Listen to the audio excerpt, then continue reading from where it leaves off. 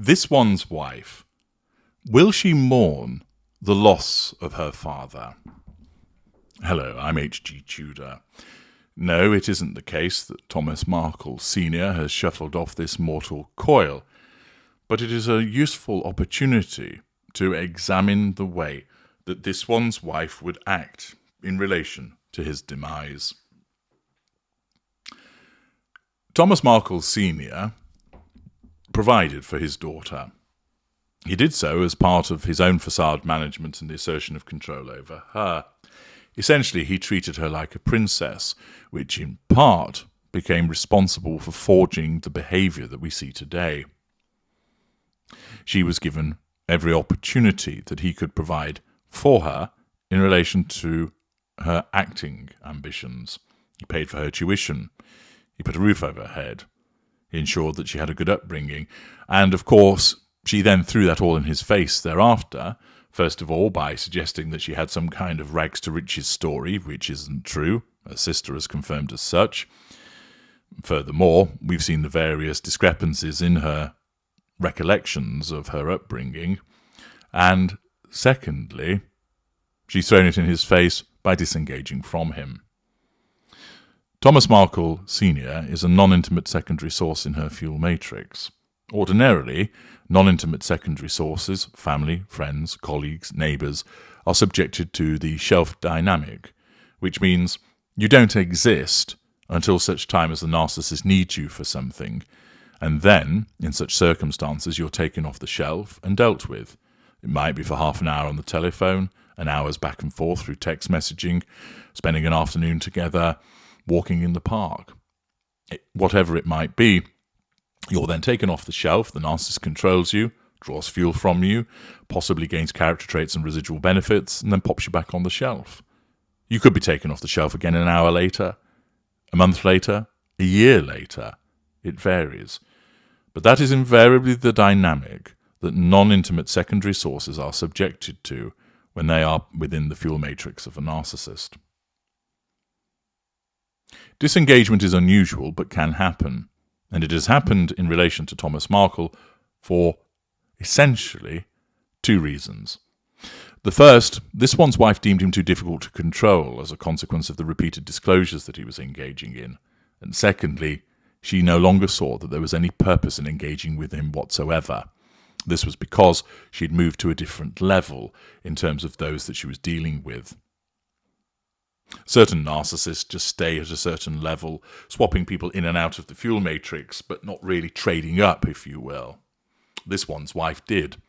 She moved through the gears, so to speak, as she moved through different echelons in society, meaning that family members and friends, and also intimate partners, were cast by the wayside as she saw herself climbing higher and higher. Thus, the current situation is she has nothing to do with her father. Undoubtedly, in order to maintain that state of affairs, she will have smeared her father to Prince Harry, explaining that there was some deep and dark, horrible behaviour that her father engaged in as to why she doesn't want anything to do with him. The Ginger Prince, swallowing everything that spoon-fed his way by his wife, has accepted this. He has made no attempt to go and see his father-in-law. He's spoken to him on the telephone years ago, has made no attempt even to say, well, if you don't want to engage with him, I think he has a right to see his grandchildren. I'll invite him over, you can go out, or you can be in a different part of the house, or I'll take them to see him. Of course, Harry is too stupid and too controlled to even do such things. Mr. Markle Sr. has experienced ill health as of late. He suffered a debilitating stroke, which has made it difficult for him to communicate. And he popped up recently with his comments about the fallout from Bell Endgame, and he was also seen in an interview where he met up with his son and daughter again, having not seen them for some time because of mobility issues. They had a bit of a barbecue, and of course this one's wife was spoken about, and I've covered that in parts passim. He's elderly, in poor health, and ultimately there will come a point where he will shuffle off this mortal coil. This then poses the question, what would be the response of this one's wife? Assuming there has been no reconciliation prior, see parts passing the Great Reconciliation, how would this one's wife react to the demise of her father? Privately, she wouldn't give a rat's ass. Utterly devoid of emotional empathy, his passing perhaps might be met with some frustration or even satisfaction that at least he is out of her hair for good now, that he can no longer keep complaining to media about her behaviour, no longer casting aspersions about the way that she has conducted herself, and thus there would be a degree of satisfaction. To many of you, you would well be shocked and horrified by such a callous attitude, but that is entirely commensurate with the behaviour of a narcissist who simply does not care about her father. The narcissism causes her to believe that she does, but she doesn't. We know she doesn't because, 1, narcissists just simply don't care about anybody other than themselves, and 2, her conduct and behaviour has demonstrated that to be the case. She has had nothing to do with him for years. She has smeared him. She has not supported him when he's been struggling with his health, and therefore it shows by her very actions and the fact that she's a narcissist that she doesn't care about him. In private, therefore, there would be no sadness, no upset following his demise.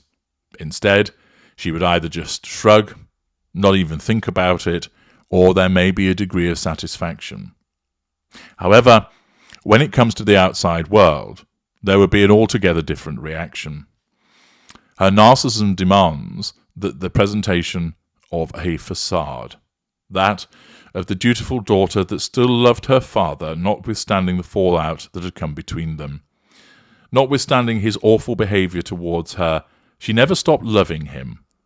Notwithstanding the fact that he was the one at fault, she'd always maintained that they would reconcile, and it is with such a heavy heart that she now has to face the fact that that will never occur.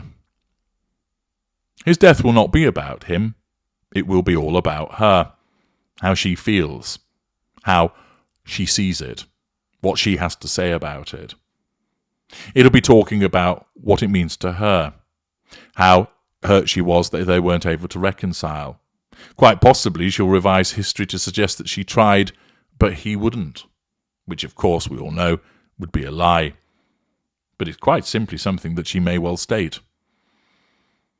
There may well be the tear from the one eye, that left eye, there it goes, in order to convince the public that she's mourning. Undoubtedly, she would look to attend the funeral, which would probably cause some friction with Samantha and Thomas Jr., given that she's had nothing to do with his life for the last few years. But of course, having no emotional empathy and no boundary recognition, she would still believe that she was perfectly entitled to turn up at the funeral. After all, I am his daughter. And even though other people would say you should stay away after the way that you've treated him, the way that you've ignored him, the way that you've kept him at a distance, she simply wouldn't, because it's an opportunity to make it all about her. Manage that facade by making her look like the dutiful mourning daughter, an opportunity for Backgrid to turn up and snap her in black, showing her head bowed, miserable, etc., even though it might be a private funeral. The fact is, her father's death would be, like anything else in her life, utilised and manipulated in order to pursue the prime aims. She would utilise it to control other people by making them feel sorry for her that she's lost her father. She would look to draw fuel from people by putting on a display of mourning. She would look to manage the facade of being that mourning, dutiful daughter. But we all know, well, at least those of us who understand narcissism, that it would simply be a sham, that inside she would not care. Her narcissism will make her believe that she's upset. It'll make her believe that she's mourning. It'll make her believe that she's distraught. But the actual fact is, empty and devoid of emotional empathy, her father's passing would barely merit a footnote in the world of this one's life. I'm H.G. Tudor. Thank you for listening.